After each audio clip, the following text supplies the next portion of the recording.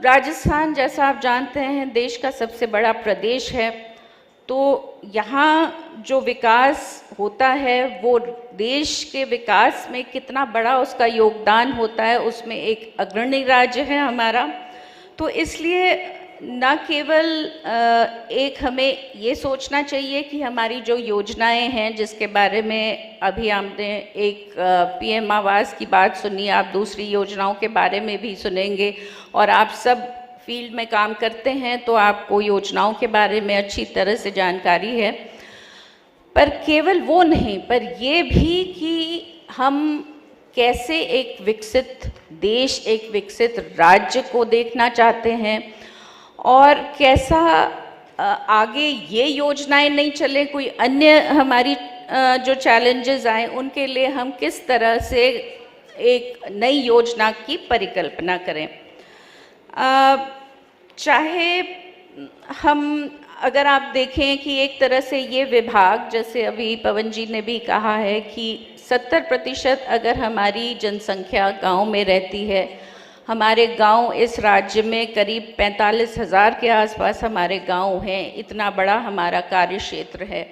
हम कई भारत सरकार की, राज्य सरकार की ग्रामीण क्षेत्र में योजनाएं चलाते हैं, और हमारी योजनाएं आजकल इतनी अहम, और जो फ्लैगशिप योजनाएं हैं वो आम बोलचाल की भाषा में भी सभी को पता है कि नरेगा क्या है, या राजीविका क्या है, या पीएम आवास क्या है। और हमारा ध्येय ये है कि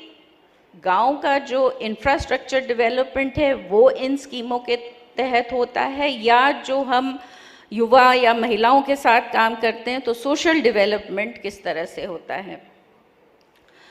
इसके साथ साथ हम कई, ये तो ऐसी हैं जो पूरे देश में योजनाएं चलती हैं, पर इसके साथ साथ कुछ योजनाएं हैं जो हमारे राज्य की स्पेसिफिक योजनाएं, उनको भी हम चलाते हैं, क्योंकि हमारा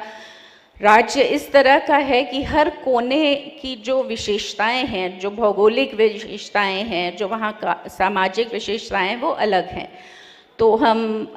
मेवात में मेवात योजना चलाते हैं, जो डांग का एरिया है वहाँ डांग योजना चलती है। इस साल हम नई थार योजना लाए हैं, जो कि थार विकास के लिए है,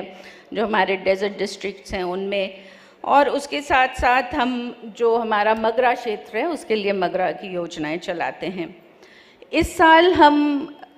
कई सालों बाद बजट में नई योजनाएं भी हमें प्रदान की गई हैं, जैसे कि दीनदयाल उपाध्याय योजना है, जो एक गरीबी मुक्त